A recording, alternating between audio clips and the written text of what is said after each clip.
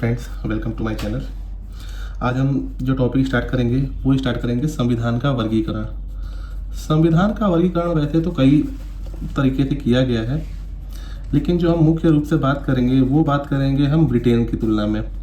Britain का संविधान है कैसा, ब्रिटेन से हम भारत के संविधान की तुलना कैसे करेंगे। पहली बात, ब्रिटेन का संविधान जो है वो अलिखित संविधान है, अनरिटन संविधान है। इसके पीछे रीज़न क्या है कि ब्रिटेन का संविधान जो है वो मुख्य रूप से कोई लिखित या सुसंगठित दस्तावेज नहीं है।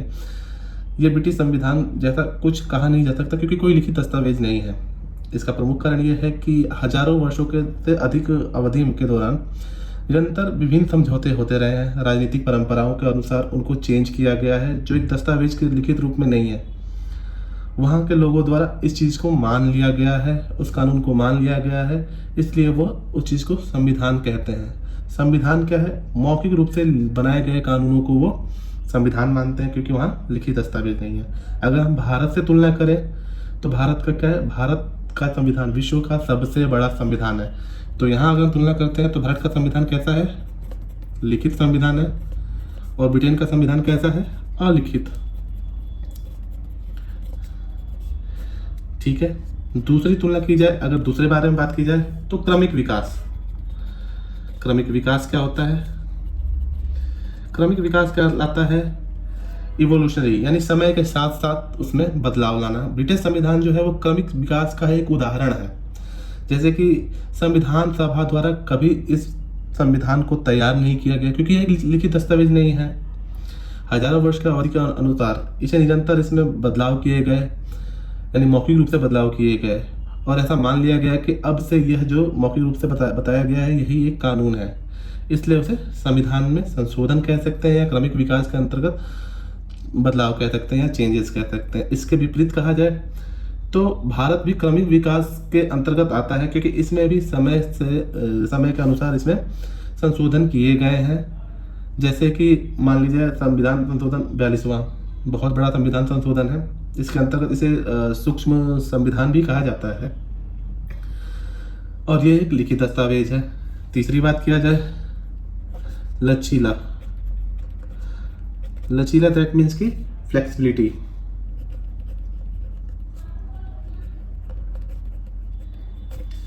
अब इसका सही अर्थ मैं आपको समझाऊं तो यदि संविधान संशोधन की प्रक्रिया संविधान में ना दी गई हो और इसका संशोधन संसद द्वारा सामान्य रूप से कानून बनाई जाने वाली प्रक्रिया से बनाया जाता है, यानी साधारण बहुमत से, यानी कि एक शब्द प्रयोग किया गया है उपस्थित और मतदान करने वाले सदस्यों का 50%,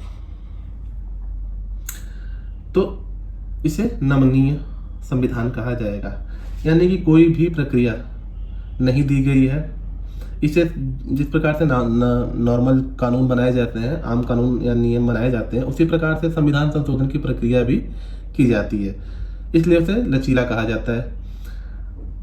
दूसरा जो होता है अनमनीय, यानी कि जो लचीला नहीं होता। जैसे कि संविधान संशोधन की प्रक्रिया यदि संविधान में दी गई हो तो वो अनमनीय या कठोर संविधान कहा जाता है। भारतीय संविधान के बारे में बात की जाए तो भारतीय संविधान पूर्ण रूप से ना तो कठोर है और ना ही लचीला है, यह दोनों का मिश्रण है। इसी कारण इसे मिश्रित संविधान कहा गया है। कई प्रकार से अगर हम आगे पढ़ेंगे, कई विषयों पे जो है विशेष बहुमत से संशोधन का अधिकार है और कई जगह जो है उपस्थित और मतदान करने वाले लोगों को 50% का भी उल्लेख किया गया है। तो इस प्रकार 3 चीजें हमने पढ़ी, लिखित, क्रमिक विकास और लचीला। चौथा जो हम पढ़ेंगे इसमें एक बात आती है परिसंघात्मक और एकात्मक। अगर बात की जाए तो ब्रिटिश संविधान जो है वो संघीय विशेषता का है, एकात्मक विशेषता का धारण करता है। यानी कि बात की जाए चौथी और आखिरी विशेषता जो हम बात करेंगे वो है एकात्मक संघीय व्यवस्था। ब्रिटेन का संविधान जो है वह संघीय व्यवस्था को अनुसरण करते हुए वह एक एकात्मक विशेषता को धारण करता है। सरकार की सभी शक्तियां जो होती है ब्रिटिश संसद में निहित होती है। अगर ब्रिटिश संसद में सारी शक्तियां निहित होंगी तो ब्रिटिश संसद जो होगा एक संप्रभु संस्था बन जाएगी। राज्य के कार्यकारी अंग, जैसे मैंने आपको पहले भी बताया है पिछले टॉपिक में भी कि कार्यकारी अंग कौन कौन से होते हैं, सारे जो होते हैं वो संसद के अधीन ही होते हैं। इसके विपरीत बात की जाए तो भारत एक संघीय संविधान विशेषता में युक्त है। दोनों को अलग अलग है क्योंकि इसमें क्या है कि सारी शक्तियां जो है वो संसद में निहित नहीं होती।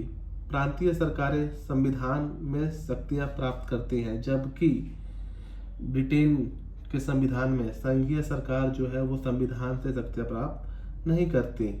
अगर हम बात करें उदाहरण के तौर पे तो वहाँ सिर्फ जो है एक ही विधानमंडल है, जैसे कि इंग्लैंड है, स्कॉटलैंड है या वेल्स है आदि प्रशासनिक इकाइयां हैं और राजनीतिक रूप से स्वायत्त इकाइयां नहीं है, यानी अलग नहीं है, वो एक प्रशासनिक इकाइयों के रूप में प्रयोग किया जाता है। अंत में एक बार फिर से दोहराते हैं हम, जैसे भारत का संविधान जो है लिखित संविधान है, इसलिए भारत का संविधान विश्व का सबसे बड़ा लिखित संविधान है। अलिखित संविधान जो है वो ब्रिटेन का संविधान है। क्यों? क्योंकि ये हजारों वर्षों से अवधि के दौरान निरंतर रूप से विभिन्न समझौते और राजनीतिक परंपराओं पर आधारित है, जो कि एक लिखित दस्तावेज के रूप में नहीं है, इसलिए हम इसे अलिखित कहते हैं। वहाँ मौखिक रूप से बनाए गए कानूनों को संविधान के अंतर्गत मान लिया जाता है, इसलिए उसे संविधान के नियम कह सकते हैं, संविधान के अंतर्गत के कानून कह सकते हैं। क्रमिक विकास, भारत का संविधान भी क्रमिक विकास ही है, समय के अनुसार इसे बदलाव किया गया है, लेकिन ब्रिटेन का संविधान जो है ये मुख्य रूप से क्रमिक विकास का उदाहरण है, क्योंकि किसी संविधान सभा द्वारा इसे तैयार नहीं किया गया।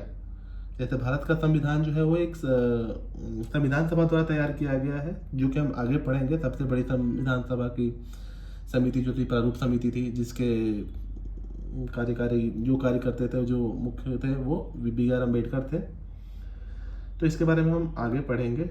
इसी प्रकार हम बात करें लचीला, फ्लेक्सिबिलिटी, यानी कि जब संविधान संशोधन की बात की जाती है तो ब्रिटेन के संविधान में संशोधन आमतौर से किसी भी नियम या कानून को बनाने वाले संविधान संशोधन प्रक्रिया के द्वारा ही संविधान में संशोधन किया जाता है, क्योंकि वहाँ पे कोई लिखित संविधान संशोधन प्रक्रिया नहीं है। इसके विपरीत बात की जाए तो भारत का संविधान जो है, भारत के संविधान में एक लिखित संविधान संशोधन प्रक्रिया है जो दोनों को अनुसरण करती है। 50% उपस्थित और मतदान करने वाले 50%, और दूसरा जो है वो कई जगह 2/3 बहुमत से भी पास करने का लिखित संशोधन दिया गया है। तीसरा जो है एकात्मक और संघीय। एकात्मक में क्या होता है कि सभी शक्तियाँ जो होती है वो किसी एक व्यक्ति के पास होती है, जिस प्रकार से ब्रिटेन में सारी शक्तियाँ जो है वो संसद में ही निहित है। इसके विपरीत बात की जाए तो भारत संविधान संघीय विशेषता से युक्त है। इसमें दोनों प्रकार की शक्तियों का बंटवारा किया गया है, प्रांतीय तथा केंद्रीय शक्तियों का भी बंटवारा किया गया है, इसलिए ये संघीय सरकार है। हम नेक्स्ट क्लास में पढ़ेंगे इसके विधि का शासन, परिपिटियों की भूमिका या अन्य सभी चीज़ों के बारे में हम विशेष चर्चा करेंगे। उसके बाद हम भाग 1 प्रारंभ करेंगे। Thank you.